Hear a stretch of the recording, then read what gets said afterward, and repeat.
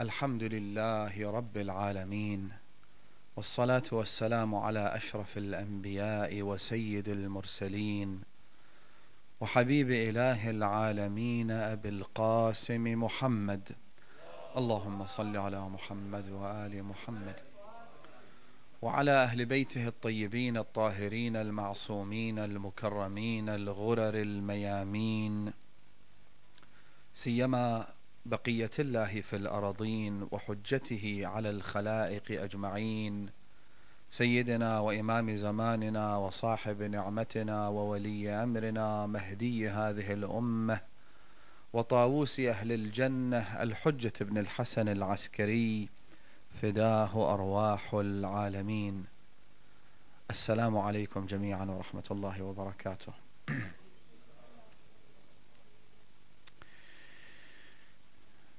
If you take a quick look at the internet, there are literally hundreds of billions of articles, blog posts, videos, social media posts, and a seemingly infinite sea of information and a whole lot of misinformation that comprises this global network of computers that are connected to one another. In fact, let's zoom in a little bit, forget about the internet, just look at Wikipedia, which is an online, open-sourced encyclopedia where regular people like you and I can go and make new articles and entries and posts and even amend and edit the existing ones. There are so many entries on Wikipedia that there is a special page dedicated to doing an article count and a word count. Over 293 languages, over 40 billion words in 27 million articles is what comprises Wikipedia. There's a lot of information out there. The question is really, what is right and what's wrong? What is truthful and what is fake? And when you find yourself in the midst in this incredibly massive and overwhelming maze of information, trying to find what is actually useful and sifting that from what is detrimental is like trying to find a needle in a haystack. Because one wrong click, one wrong article, and you could end up destroying the very foundations of your beliefs. Obviously, the reverse is also true. The opposite has also been demonstratively observed. We've had people who have embraced the truth thanks to searching through Wikipedia pages. I personally know a sister in the United States who became a Shia of the Ahlul Bayt through Wikipedia. But the risk remains that given the fact that it's an open encyclopedia, given the fact that it's so easily accessible, given the fact that you can start off with one subject and within about an hour find yourself in a completely different area that you weren't even intending on researching, it means that there is a massive amount of risk that you could end up in the wrong place. And even if somehow you had the ability to sift the right from the wrong, it's even harder trying to determine what is a priority and what is not a priority. Because let's face it, Our time is limited. Our lives on this earth are limited. We don't have all the time in the world to just read an endless amount of books and articles and blogs and watch every video on YouTube. Even though when you're young especially, you feel like you have all the time in the world, but you don't. If you were accepted into medical school, you would know better than to waste your time watching YouTube videos, random YouTube videos, until 2 a.m. in the morning. Why? Because you recognize you have a higher priority. You got more important things to do than to watch, than to peek into the lives of these YouTubers who have nothing to offer but details, mundane and pathetic details about their daily lifestyles. You would know better because you tell yourself, I've got a higher goal. I need to finish my medical school, get my degree because I want to be a doctor. And being a doctor, in your book, is a higher priority than wastefully throwing away the precious hours of your day and night. True? But in the grand scheme of things, given the fact that our top priority is figuring out our place in this world, رحم الله من عرف من أين وفي أين وإلى أين. Instead of running around in circles like a sheep, instead of being content with a daily routine of waking up, taking a shower, brushing your teeth, having your breakfast, taking the car out to work or school, working all day, then going back home, heating that frozen dinner, eating it, maybe watch a little TV, then going back to sleep, and doing that over and over and over again in an endless loop until you're too old to work, and so you retire, and you think that life begins at 60, and have always had these dreams where by the time you're able to retire, you're now going to spread your wings and travel the world and explore unknown territories and do charitable work and volunteer in the local soup kitchen and do this and do that. But you realize very quickly that you're too old for most of those things, and so what you end up doing is you end up staying at home, spending some time with family and friends, but ultimately slacking off until you're too frail to even remember your name. If this is the normal cycle of the life of a human being in this world in the 21st century, we need to wake up and we need to realize من أين وفي أين وإلى أين. Where are we going? Where are we headed? What am I going to do with my life? And again, I'm not talking about career. I'm not talking about saving up for your retirement. I'm talking about what's going to happen after we die, after we bite the bullet and are laid to rest 6 feet under. What's going to happen to me then? Have I prepared myself? Anyway, priorities. Where are the priorities? Amir al-Mu'mineen عليه أفضل صلوات المصلين says من انشغل بغير المهم ترك الأهم. If you occupy yourself with what is less important, if you occupy yourself with the lesser, you end up wasting the more important, the greater. So what is the greater? What is the top priority here?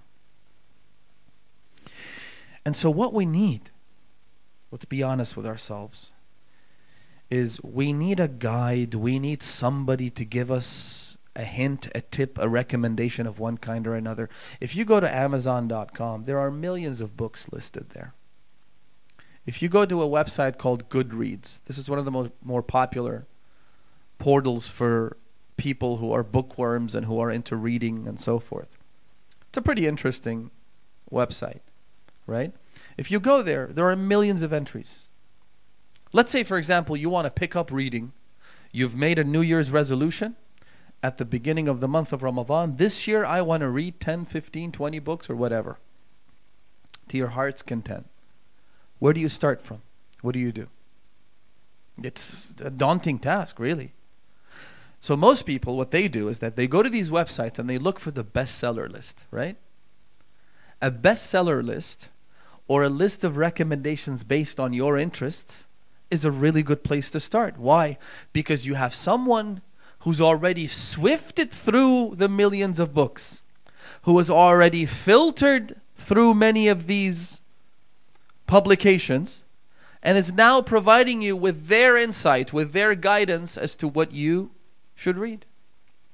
A bestseller list tells you that the market is now interested in these titles.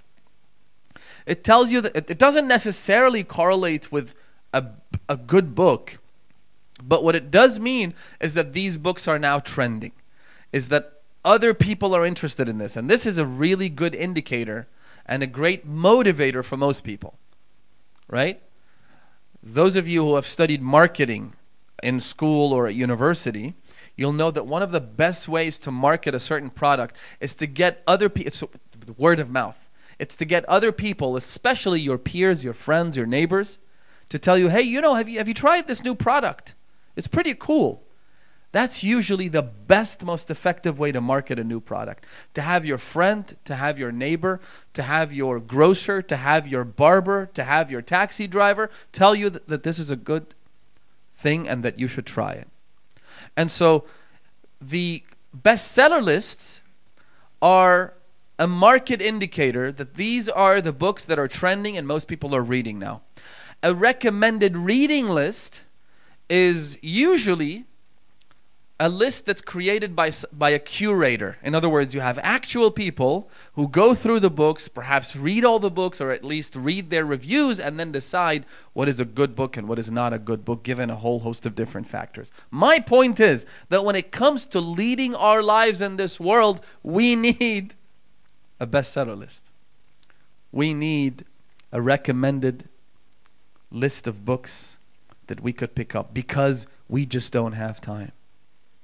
I don't have time to go and read every book. I don't have time to follow every religious tradition. I don't have time to go through the various man-made philosophies and theologies and then pick the best one. I need someone who has all that knowledge and who can provide it to me on a silver platter.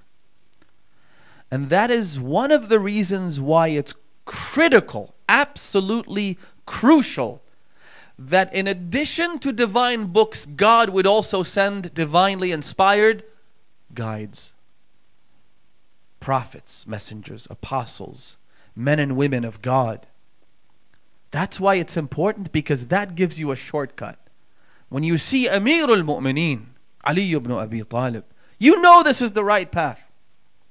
You know that because once you've seen it with your own two eyes, you recognize that Allahu a'lam haythu yaj'al risalata. So many people would encounter the Imams and the Ahlul Bayt. One encounter, one incident where they would see the generosity, the kindness, the clemency, the beauty of Ahlul Bayt alayhimus salam, and they would immediately recite the verse, Allahu a'lam haythu yaj'al risalata. God knows way better than anyone else who to entrust his message to. Allahu a'lam. He could not have picked better people than Muhammadu al Muhammad salawatullahi alayhi majma'in. Allahumma salli.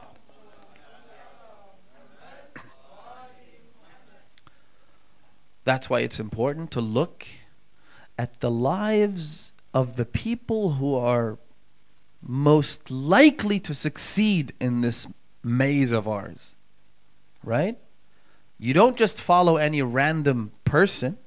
You follow someone that you know is incredibly wise and who has the highest potential for success. That's how it works. Amir al-Mu'mineen says in his will to his son Imam al-Hasan salawatullahi alayhi, it's a beautiful wasiyya, كان من وصيته لولده الحسن. Look it up.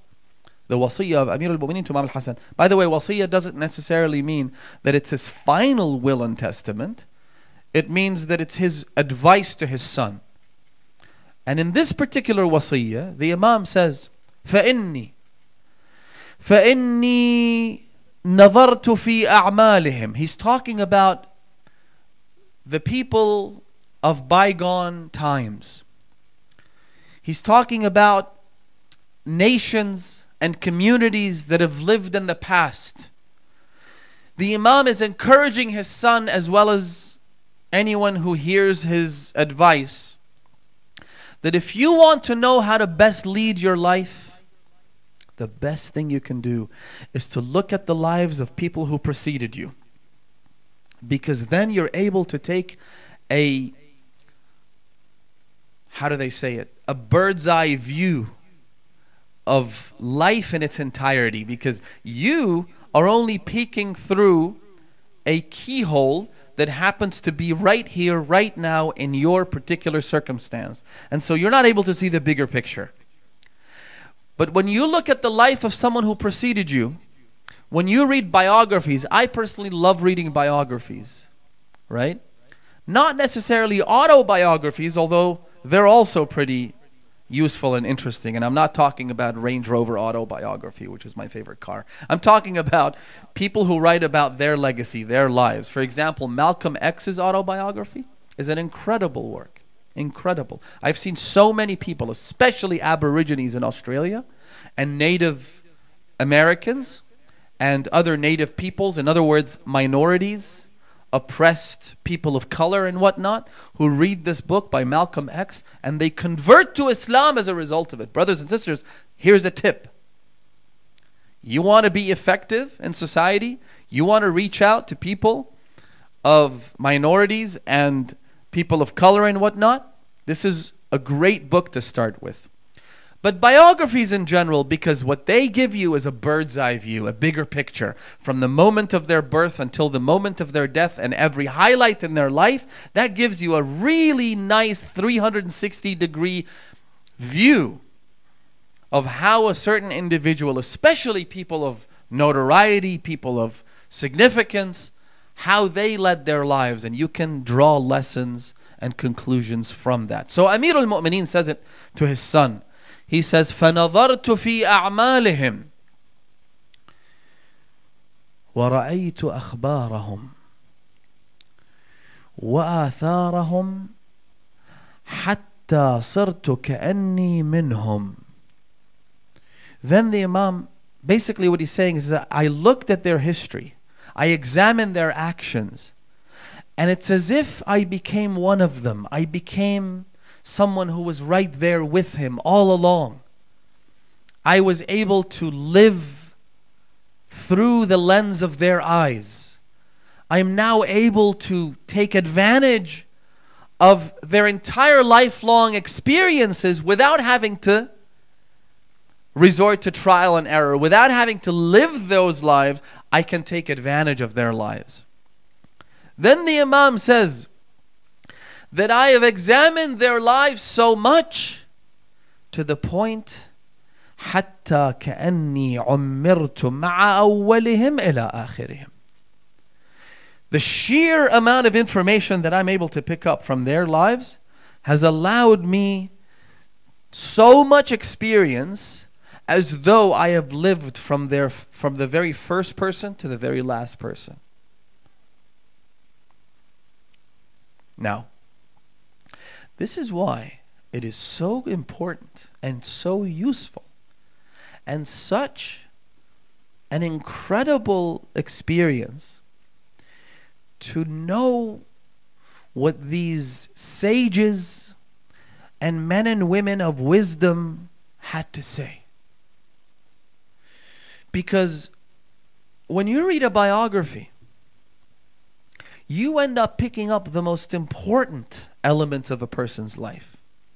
The mundane, the peripheral, the unimportant elements are usually not included in a biography, right?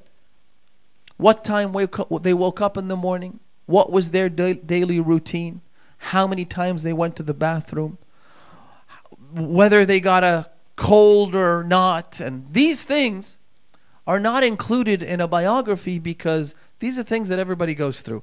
What is included is usually the highlights, the most important elements, the most useful, the most interesting. So, when these sages and people of importance and significance, when they leave a legacy, when they write a book, for example, that book becomes a precious piece of information that allows us to lead our lives. For example, I might write a letter to you, and subsequent generations might pick up that letter, read it, and it's not that important. There's not much in it. Why? Because you may be an important person, but I'm certainly not.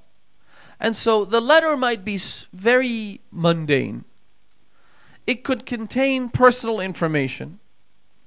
How are you? I hope you're well. Most text messages, most tweets, most Facebook posts, right? They're unimportant. But imagine this scenario. Imagine Einstein writes a letter to one of his colleagues in the Department of Physics at the University of Munich, right?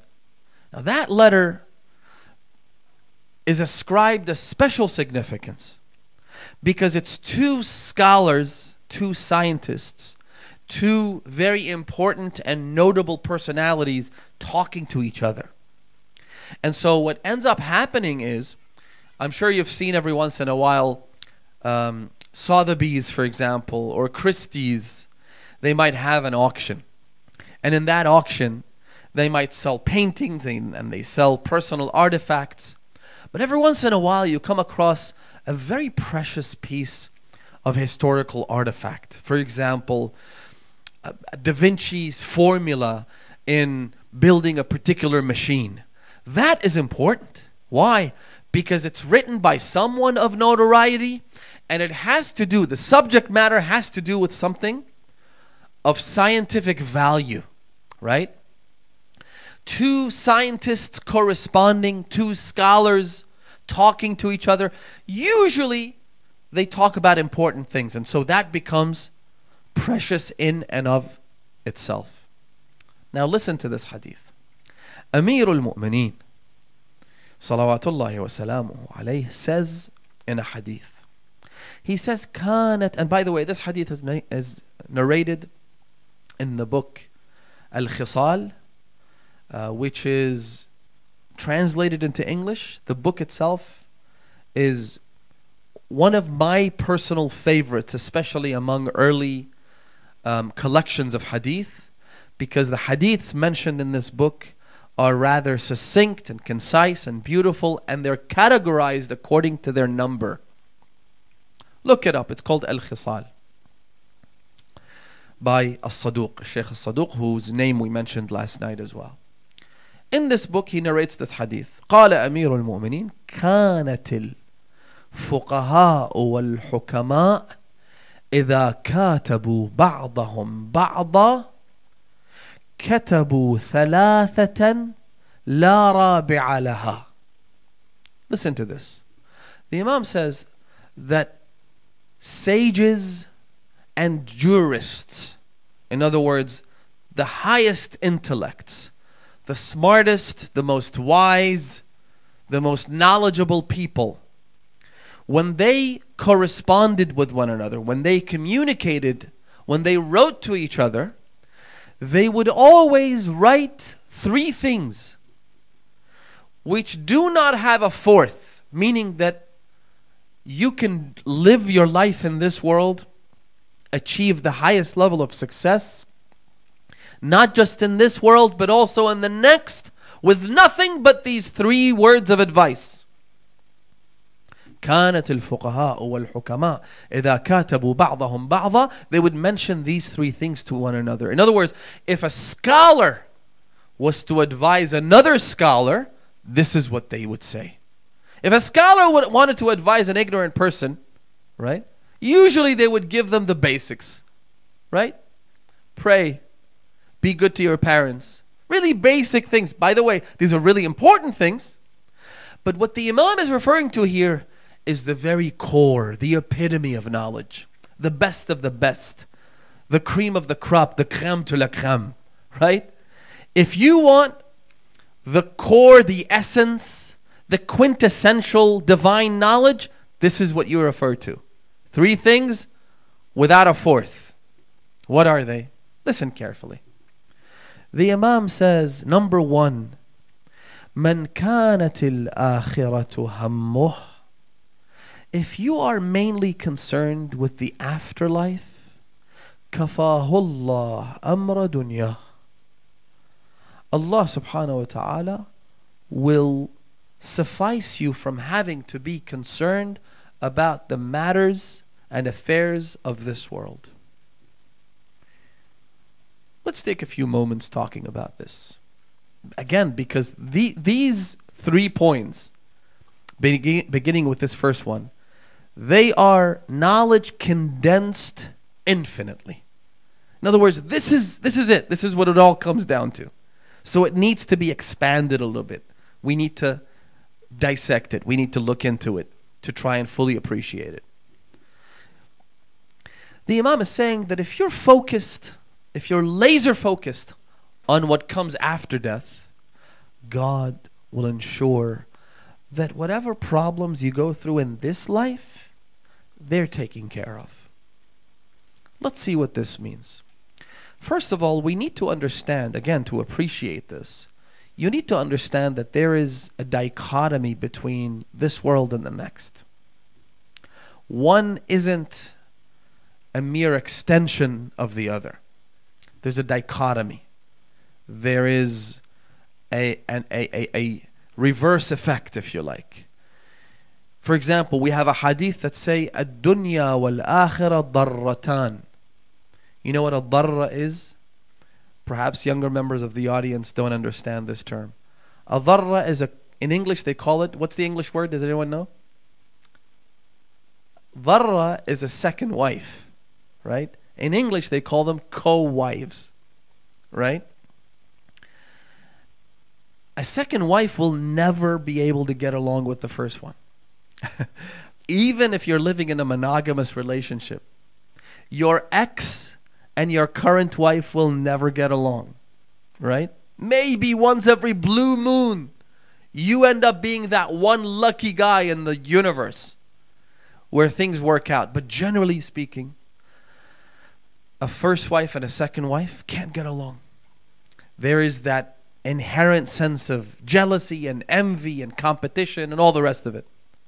So the competition will always be there, creating tension, and the tension gives rise to resentments, and resentments lead to antagonizations and hate and so forth.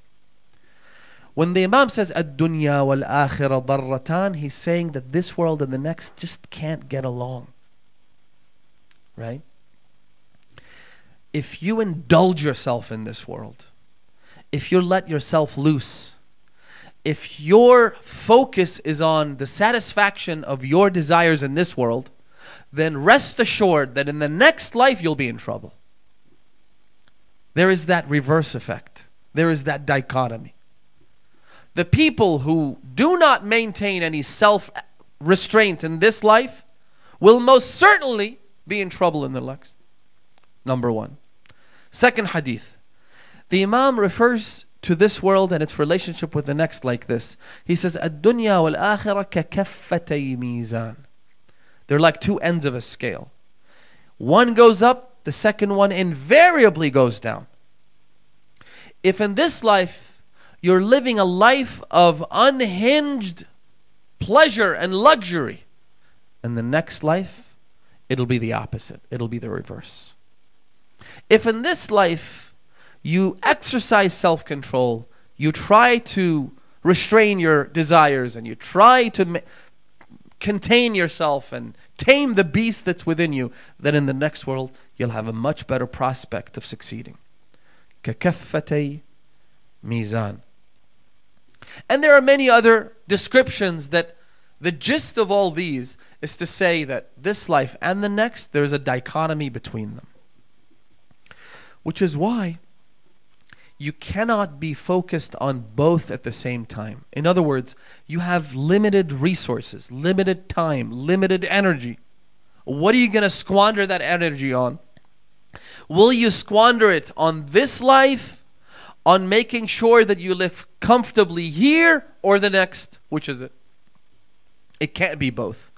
All those hadiths that I mentioned are trying to drive home the point that it cannot possibly be both. To have the best of everything in this life and the best of everything in the next, it's just impossible. So which do you choose? Which do you pick?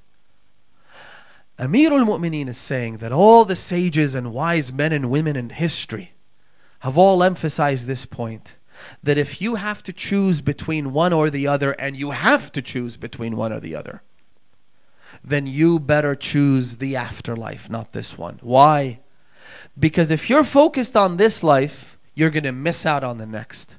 But if you're focused on the next, Allah will make sure that this life of yours is taken care of. Your problems, your anxieties, your issues, they'll be taken care of. Allah subhanahu wa ta'ala won't abandon you. Why? Because you've made Him a priority. You've made His pleasure, His satisfaction a priority. There are so many examples that I could cite, but we just don't have time. Of scholars, ulama, maraja, whose lives in this world weren't luxurious by any measure, but they were satisfied. They were content. They were, dare I say, use the elusive term of happy. They were happy. They didn't have a lot, but what little they had gave them a sense of satisfaction and happiness that billionaires don't have, that the richest celebrities are always chasing after. The people who indulge in every conceivable pleasure just can't get a hold of. Right? People who are peasants, people who are poor, people who don't have much, but go back home after work, after working 2 shifts, only to be surrounded by their children who love them and cherish them, only to have their wife or their husband come and spend quality time with them. They have what the richest men and women of this world just don't understand. They lack. In my life, I've spent time with some very rich people.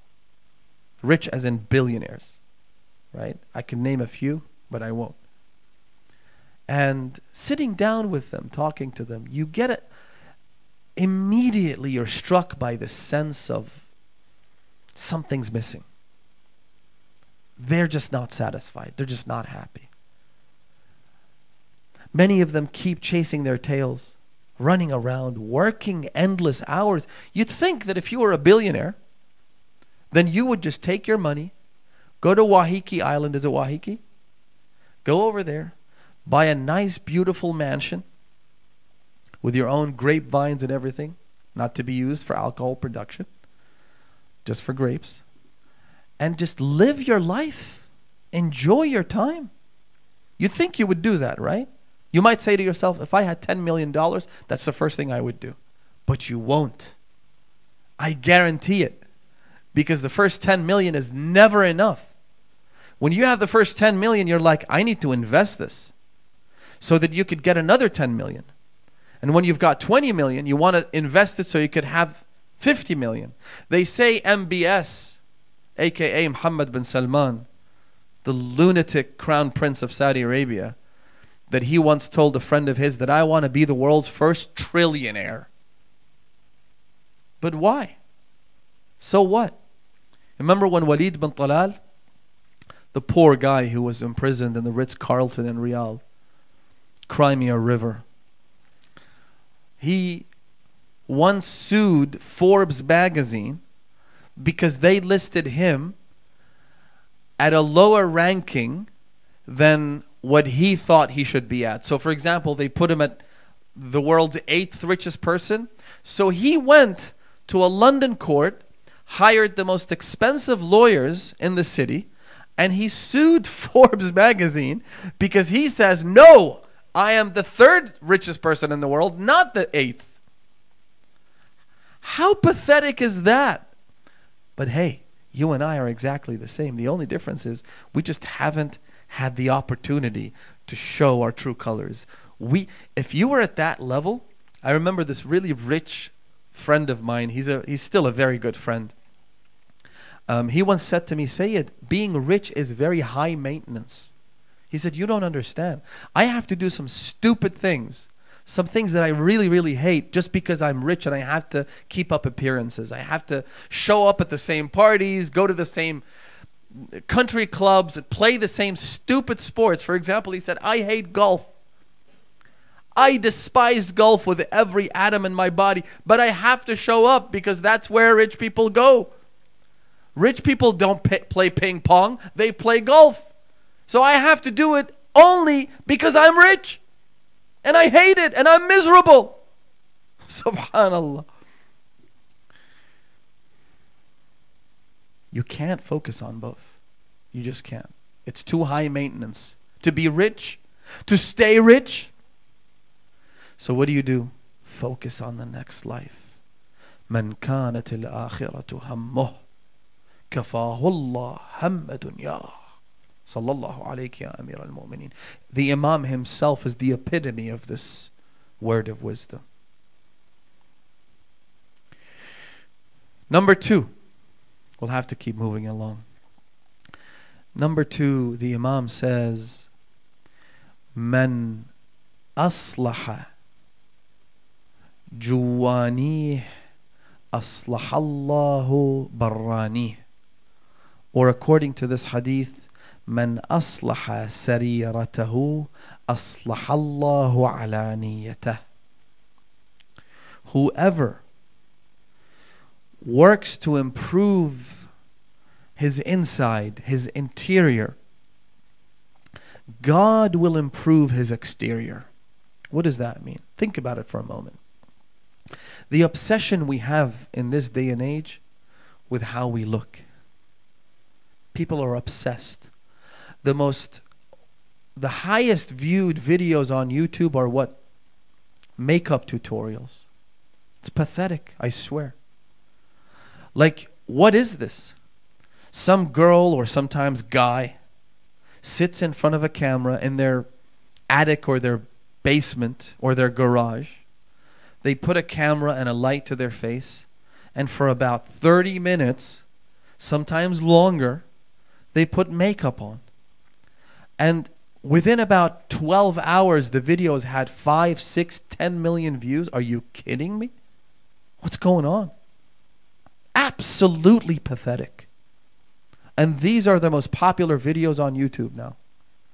Endless amounts of hours are spent worldwide. People sitting down watching someone else make themselves look better. Putting makeup on. Trying different outfits. Trying different costumes and clothes and this and that. There is a morbid and sickening obsession with fashion, with makeup, with how we look. You see young guys in this day and age wearing very expensive watches. And I'm like, I'm sure time isn't that precious to you, my good friend. What are you doing wearing a $600,000, $700,000 watch? What's the point? It's fashion. It's not about the time. It's not about keeping up with your priorities. It's not about being punctual, because you could do that with a $5 watch. You already have a cell phone and it has the best clock in it. But no, it's about fashion. It's about fitting in. It's about looking better. It's not even about looking better. It's about him or her feeling better about themselves because they have a nice, expensive, heavy piece of hardware on their wrist. That's all it is. It's pathetic. By the way, nobody's saying you shouldn't look good. Nobody's saying that you shouldn't look at your exterior every once in a while, maybe brush comb your hair in front of the mirror once or twice a day. That's what the Prophet would do. Every time he was going to walk out the door, he had a mirror. He would look at the mirror. He would comb his hair. He would make himself presentable. Nobody's saying you shouldn't do that. Look good. Look good, especially to your friends and your brothers and your family members. A wife looking good for her husband. The hadith says Allah subhanahu wa ta'ala loves a woman who what? المتبرج عند زوجها. The best wife is one who flaunts her beauty in front of her husband. متبرجة. متبرجة means سافرة. سافرة means one who, I don't want to go into details here, but the point is, some of the things that models would do outside for random men, a wife should do for her husband. Wear your nice clothes, wear your nice perfume, do all these things. There's no problem there. Same thing, husbands for their wives. Don't look like an ugly, smelly old flab. Make yourself presentable for your wife. Look good, smell good. Don't have high expectations when in fact some, alhamdulillah, not us here, but some men out there are pretty repulsive. They're pretty grotesque. I feel sorry for their wives. Nobody's saying you shouldn't do that. But a morbid obsession is wrong, number one. Number two, when you have to choose between one or the other, what do? Man aslaha juwani aslahallahu barrani. Ultimately, your exterior will be a reflection of your interior. You could be the most beautiful supermodel in the world, but because of your vulgarity, because of the way you speak, because of your actions, because of your conduct, you are seen as nothing but a hideous animal.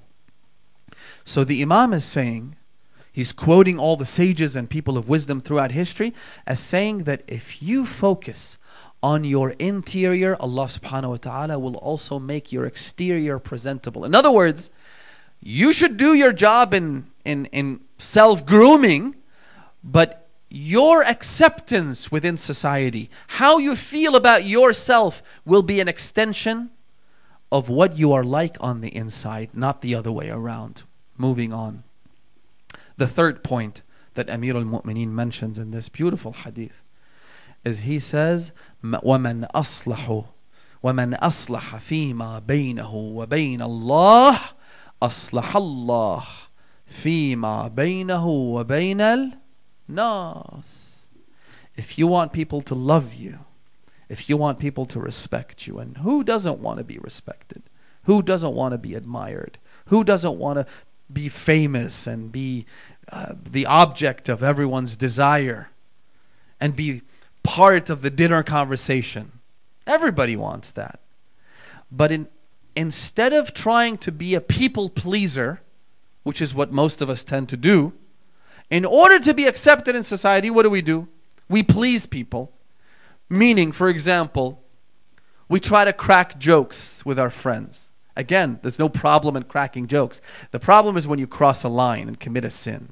The problem is when you're trying to fit into your little circle, and so you slander others, or you hurt others, or say something behind their back that is demeaning and disrespectful, so that your friends could have a laugh, so that you would be accepted in their midst.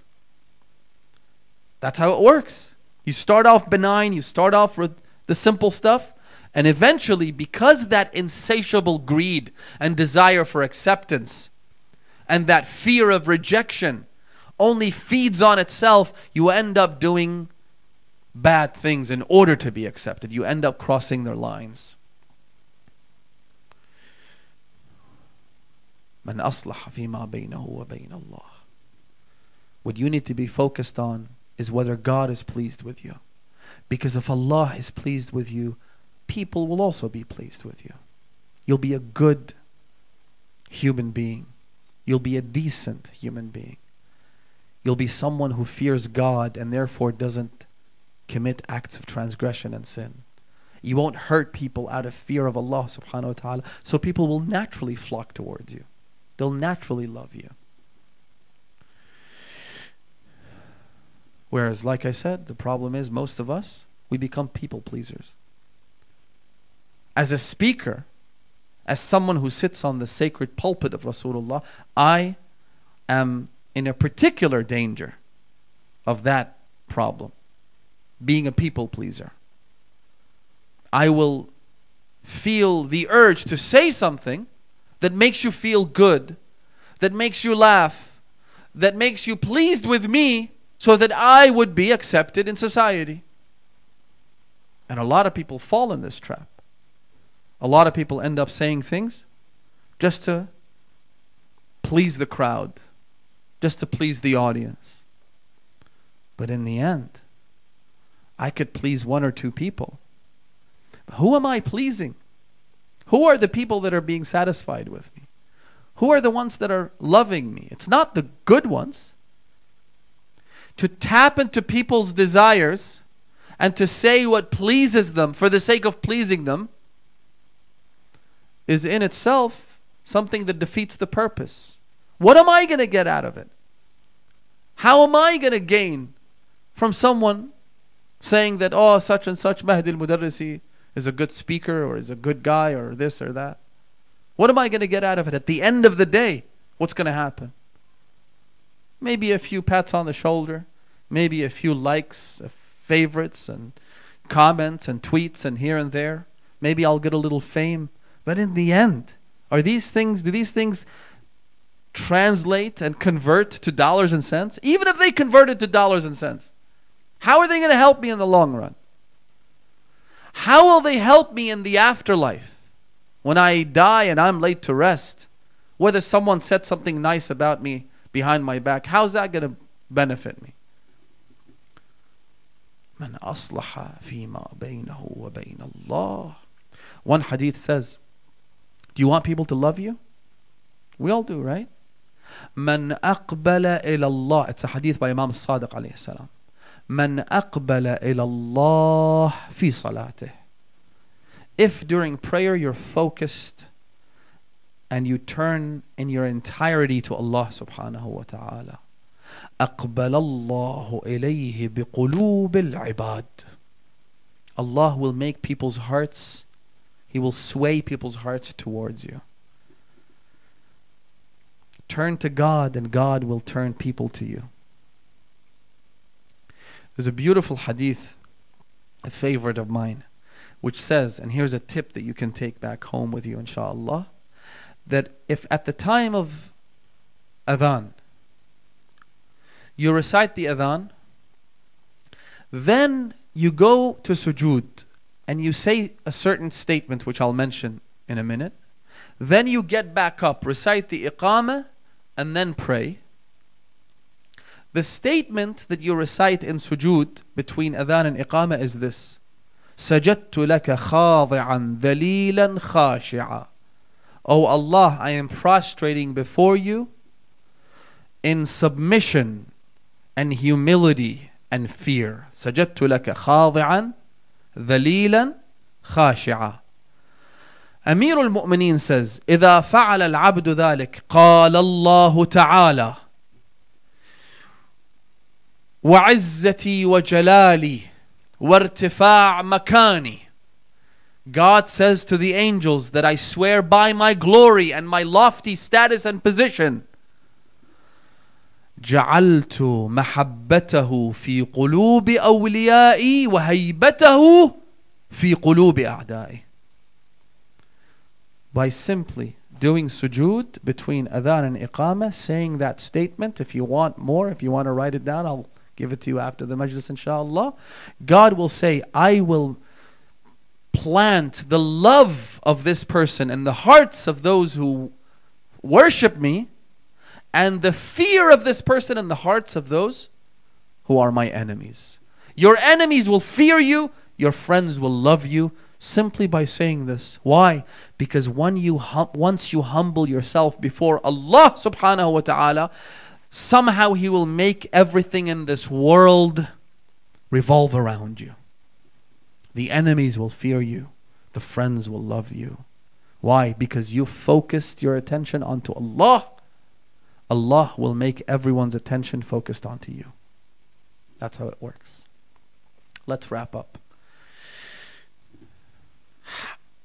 What Muawiyah did to destroy Amir al-Mu'mineen and his reputation and his stature was just beyond anyone's imagination. He tried everything, and yet he failed miserably.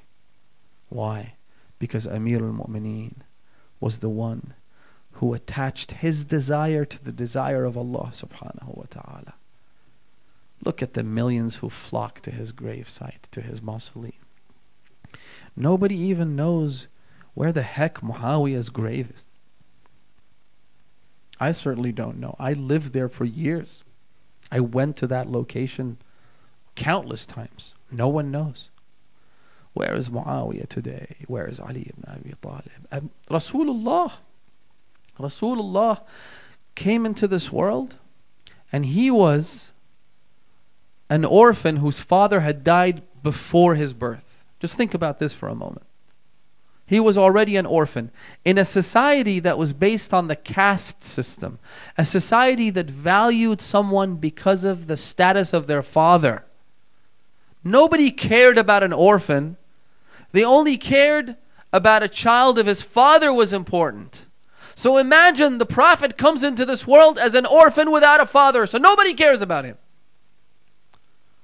And then at the age of 6, his own mother dies. And he becomes completely disconnected from society. No family to care for him. Nobody. This Ethiopian black woman, whose name you probably never heard before. Her name is Barakah bint Tha'laba. Have you heard that name? An Ethiopian black woman named Barakah bint Tha'laba comes along and says, I'll look after you, Ya Muhammad. So she takes this little orphan boy and she puts him in her care. So much so, now you've never heard her name before, but you've heard her kunya. Her kunya is Ayman. Ayman's actual name is Barakah bint Tha'laba. She was such a good carer and nurturer for the Prophet that the Prophet said, كانت أيمن أمي بعد أمي. She was my mother. She looked after me. Right? An orphan who has nobody to care for him but an Ethiopian black slave woman. Right? One day, Abu Sufyan comes to Mecca when the army of Islam was approaching. He comes to his people. He said to them, guys, this ain't gonna work. There's no chance in hell we're going to win this war. They said, why? We're going to resist. We're going to fight. He said, no. You don't understand. I just went and I observed how this leader of Muslims is so admired. He is so loved. He is so respected that he did wudu. Not a drop of that water fell to the ground. He had droves of people flock to him to take those droplets of water as a source of cure and indemnity for their sicknesses and their illnesses. He shaved his hair when he performed Hajj. No one let a single strand of hair fall to the ground. They took it as a source of barakah and blessing. This man has people who would die for him in their thousands. وَرَفَعْنَا لَكَ ذِكْرَكَ. Why? Because Rasulullah put his trust in the hands of Allah subhanahu wa ta'ala, dedicated his life for Allah subhanahu wa ta'ala, abided by his obligations.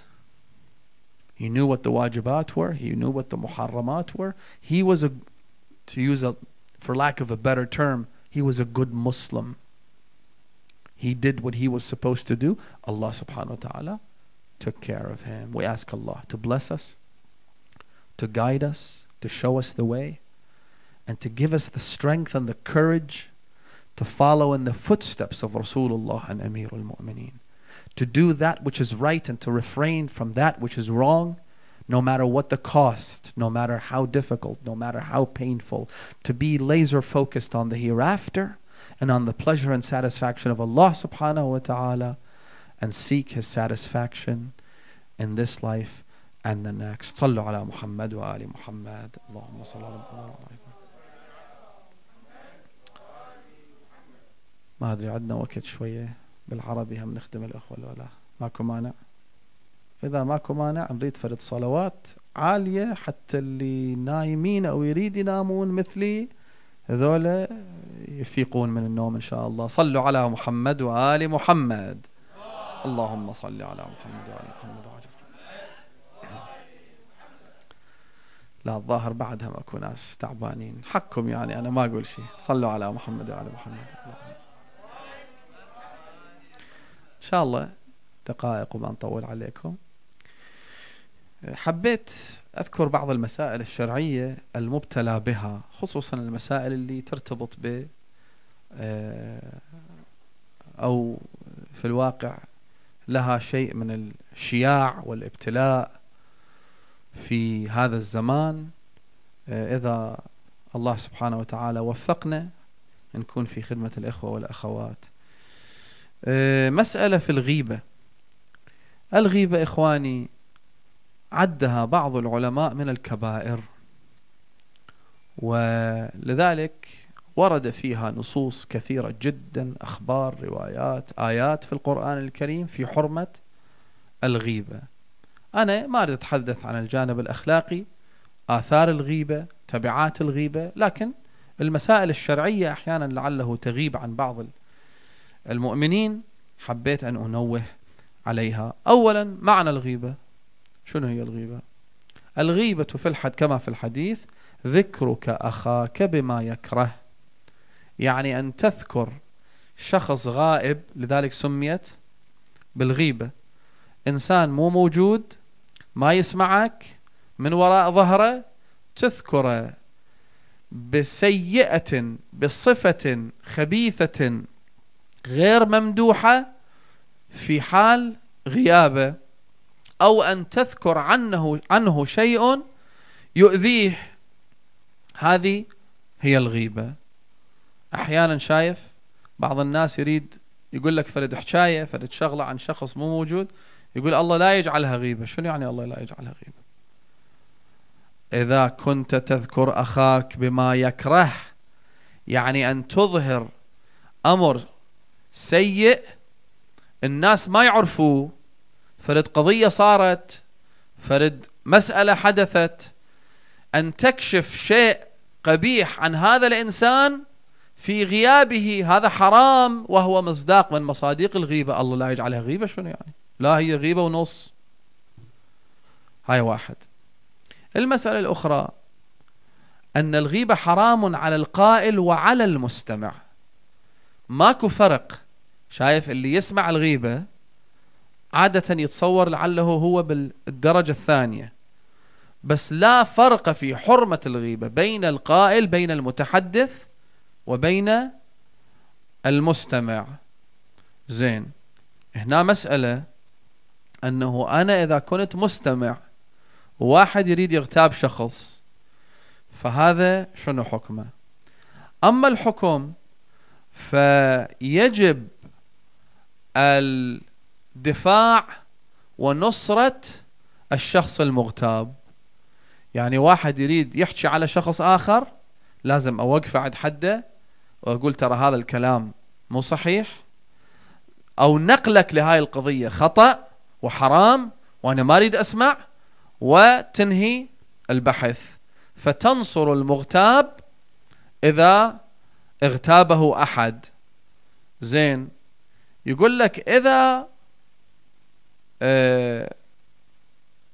ما أقدر أنا أنصره، ما أقدر أدافع عنه، ما أقدر أبرر، مثلا شخص يقول فلان سوى فلان شغلة، أو شفته بفلان مكان، محل اللي لعله ممكن واحد يسيء الظن بي مثلا، شفته بفلان مكان، خاف رايح يسوي فلان شغلة حرام.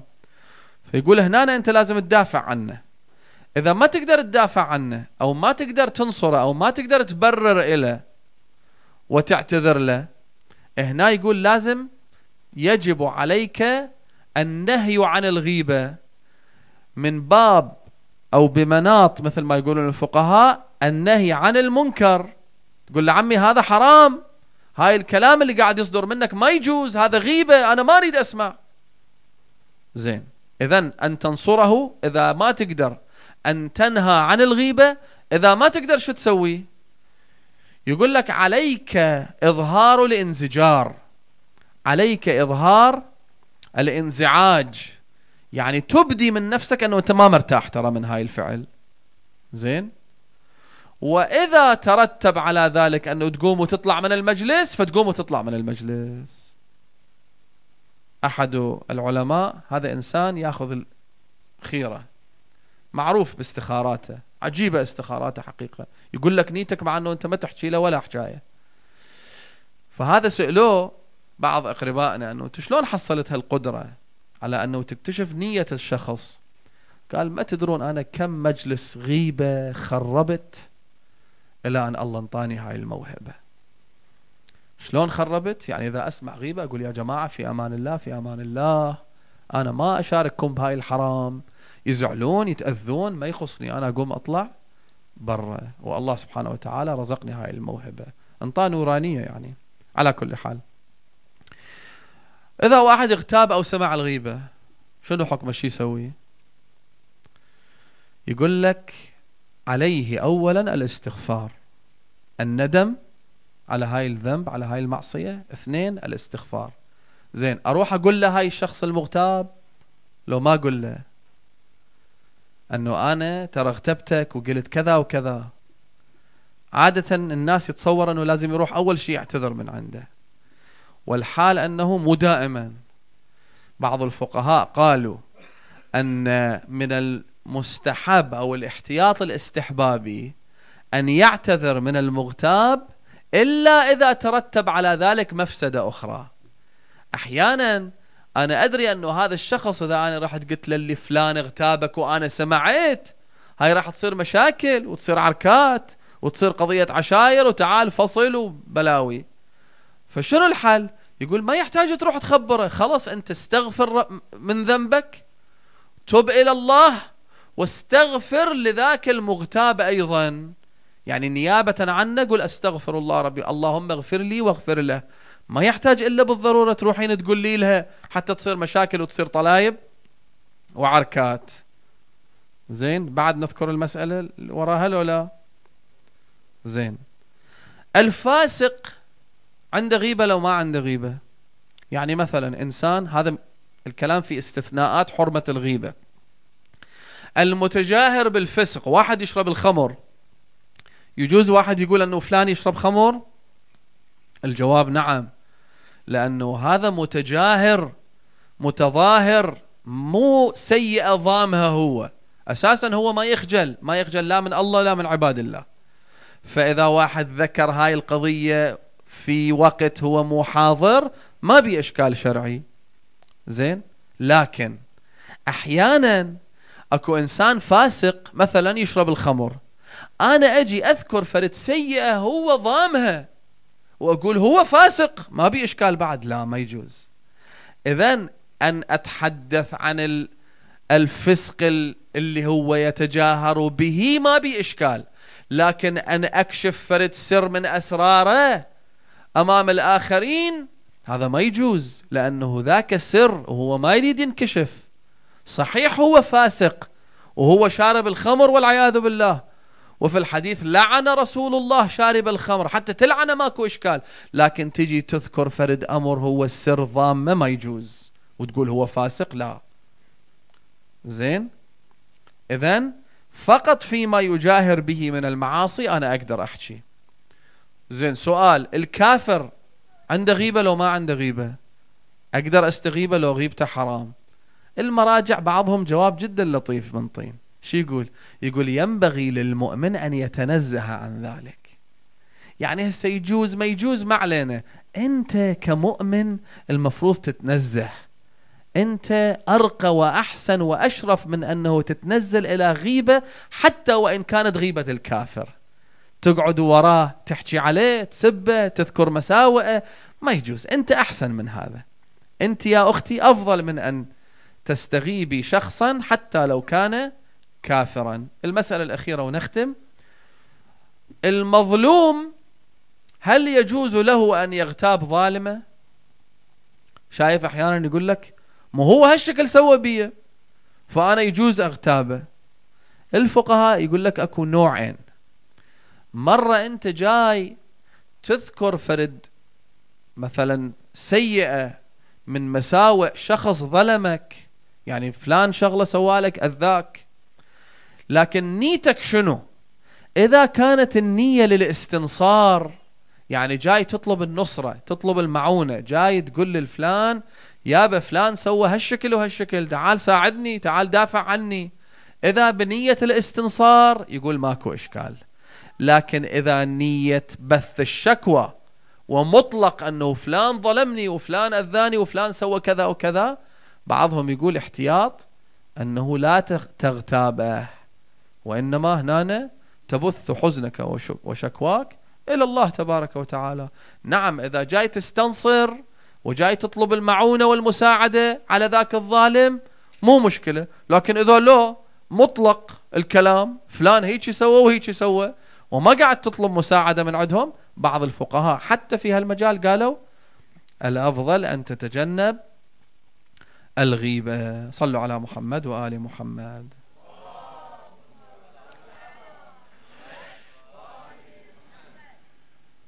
نختم الحديث، بعد نخلي الموضوع إلى بكرة إن شاء الله. نعم، من أصلح فيما بينه وبين الله أصلح الله فيما بينه وبين العباد. كم حاولوا أن يطمسوا آثار آل محمد، كم حاولوا وسعوا أن يفعلوا ما جهروا وصرحوا به في يوم عاشوراء، يوم اللي نادى أحدهم قال لا تبقوا لأهل هذا البيت من باقي. ما تركوا جريمة إلا ارتكبوها، ما تركوا فعلا إلا فعلوه، وكان الهدف واحد، وهو أن يقلب الحق باطلا والباطل حقا، وأن يدمروا هذا البيت وهذا الاسم وهذا الكيان وهذا الصرح الذي بناه الله تبارك وتعالى. السيد الوالد عنده كلمة لطيفة يقول لقد أثبت الحسين عليه السلام أن الحق حقا وإن سحقوه تحت حوافر الخيول، وأن الباطل باطلا وإن بنى إمبراطورية. مهما فعلوا لم يفلحوا، مهما فعلوا باءت كل محاولاتهم وأفعالهم إلى الفشل الذريع. ولذلك أنت اليوم تشوف هذه القبة الذهبية العظيمة، قبة الحسين سلام الله عليه، وترى هذه المنارة، وترى تلك الراية، وترى كربلاء، هذه المدينة التي رغم المعاناة ورغم الإهمال ورغم كل المشاكل اللي مو اليوم بدأت وإنما من يوم عاشوراء، لكن تبقى إرادة الرب تبارك وتعالى مستقرة في أن تهوي قلوب العالمين إلى قبر الحسين عليه السلام. هذا اللي تشوفوه اليوم زيارة الأربعين، هذا اللي تشوفوه من الزيارات المليونية. كل خميس في كربلاء حجة وعمرة، يعني الحج كم مليون يحجون؟ مليونين، مليونين ونص.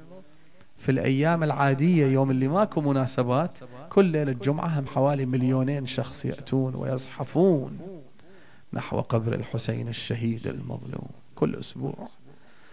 هذا اللي قاعد نشوفه اليوم. ولكن هذه الهيبة وهذا السلطان وهذا المقام وهذه القبة وهذه المنارة وهذه الراية لم تكن هناك يوم عاشوراء حينما نظرت زينب العقيلة سلام الله عليها إلى ذلك الجسد المقطع. نظرت إليه نظرة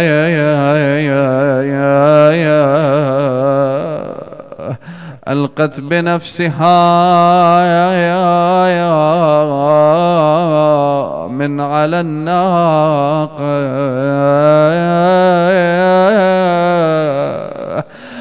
نحو جسد أخيها الحسين.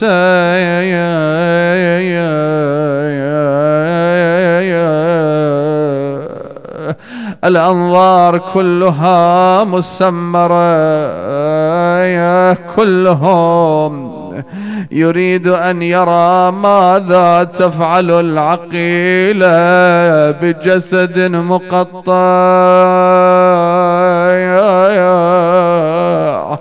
لا راس له ولا كفيه. وإذا بالعقيلة تنادي بقلب محزون بأبي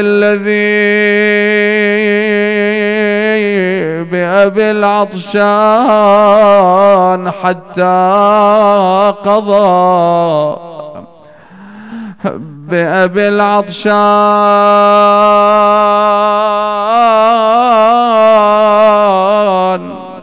حتى قضى، فلا مريض فيداوى. بكت العقيلة زينب وبكى الهاشميون، لكنها بعد ذلك قالت كلمة بكى لها الأعداء أيضا. هؤلاء الأعداء الذين ارتكبوا أبشع الجرائم سفكوا دماء ذرية رسول الله وهم ينادون الله أكبر لقد قتلنا الحسين. هؤلاء الذين سلبت من قلوبهم الرحمة، حتى هؤلاء بكوا حينما سمعوا كلام العقيلة. ماذا قالت العقيلة حتى بكوا؟ وإذا بهم يسمعونها تنادي أأنت أخي أأنت ابن والدي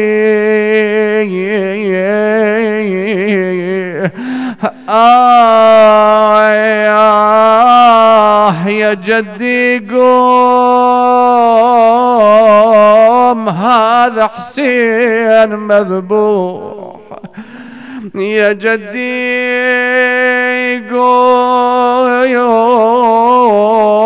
هذا حسين مذبوح على الشاطئ وعلى التربان مطروح. يا جدي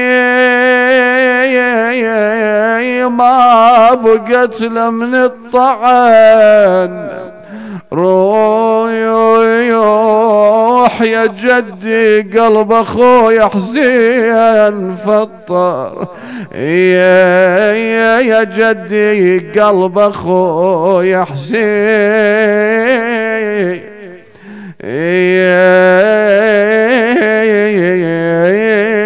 فطر. فاطم لو خلت الحسين مجدلا لا حول ولا قوة إلا بالله العلي العظيم. إنا لله وإنا إليه راجعون. وسيعلم الذين ظلموا أي منقلب ينقلبون. إلهنا إنا نسألك وندعوك باسمك العظيم الأعظم الأعز الأجل الأكرم، يا الله يا الله يا الله يا الله يا الله يا الله يا الله يا الله يا الله يا الله يا الله يا أرحم الراحمين. اللهم ارزقنا في الدنيا زيارة الحسين، وفي الآخرة شفاعة الحسين.